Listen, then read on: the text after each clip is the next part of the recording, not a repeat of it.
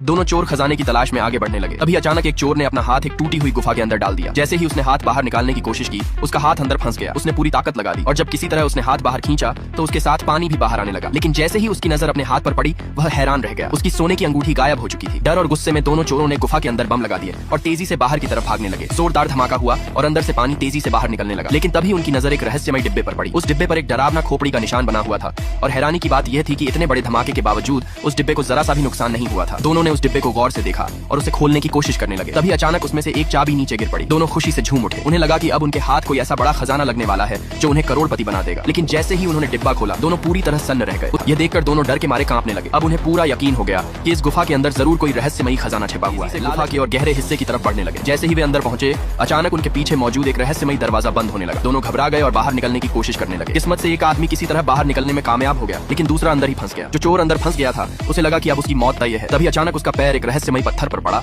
और उसी के साथ वह दरवाजा दोबारा खुल गया। राहत की सांस लेते हुए दोनों फिर से खजाने की तलाश में आगे बढ़ने लगे। चलते चलते वे एक ऐसे पुल तक पहुंचे जिसके नीचे गहरी खाई थी। बिना किसी सहारे के लालच में अंधे होकर दोनों उस पुल को पार करने लगे। लेकिन उन्हें बिल्कुल भी अंदाजा नहीं था कि अब असली मुसीबत उनका इंतजार कर रही थी। Subscribe.